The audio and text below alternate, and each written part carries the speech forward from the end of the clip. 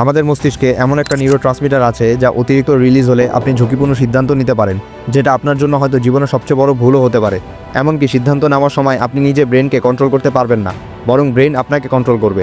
আবার এটা যদি কম রিলিজ হয় তাহলেও আপনি ছোট ছোট কারণে ডিপ্রেশন বা মেন্টাল স্ট্রেস অনুভব করবেন, যা একটা মানুষকে সুইসাইডের মতো মারাত্মক ভুলের দিকে নিয়ে যায়। সেই নিউরোট্রান্সমিটারটি হচ্ছে ডোপামিন। এটা মূলত আমাদের আবেগ, অনুভূতি এবং ইচ্ছা অনিচ্ছার সাথে জড়িত। ভালো কোনো কাজ করলে, সুস্বাদু খাবার খেলে, কারো থেকে প্রশংসা পেলে বা কোনো পুরস্কার পেলে আমাদের ব্রেন থেকে ডোপামিন রিলিজ হয়।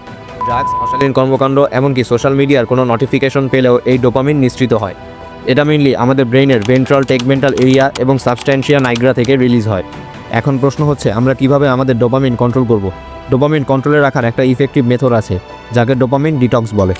এই ক্ষেত্রে প্রথমত আপনাকে খুঁজে বের করতে হবে কোন কাজটা আপনার জীবনে অতিরিক্ত হয়ে গেছে। যেমন বর্তমান জেনারেশন অনুযায়ী সোশ্যাল মিডিয়ায় অতিরিক্ত সময় দেওয়া, ভিডিও গেমসের প্রতি আসক্তি, বারবার বিনা প্রয়োজনে ফোন চেক দেওয়া, অতিরিক্ত আনহাইজেনিক খাবার খাওয়া, অলসতা বা অকারণে সময় নষ্ট করা। এগুলো ছাড়াও আপনার যদি অন্য কোনো অভ্যাস থেকে থাকে যা প্রয়োজনের বাইরে গিয়েও আপনি করছেন, তাহলে সেটা ডিটেক্ট করতে হবে।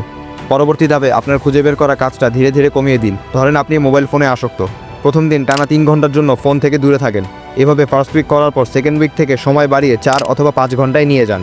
এতে করে আপনার ফোনের ইউজ একবারে কমে যাবে না, বা গুরুত্বপূর্ণ সময়ে ফোন ইউজ করবেন না ব্যাপারটা এমনও না। তবে আগের মতো কন্টিনিউয়াসলি ফোন ব্যবহারের অভ্যাসটা চলে যাবে। নিজের মধ্যে ধৈর্যশক্তি বাড়বে, এমনকি ইম্পর্টেন্ট টাইমগুলোও নষ্ট হবে না।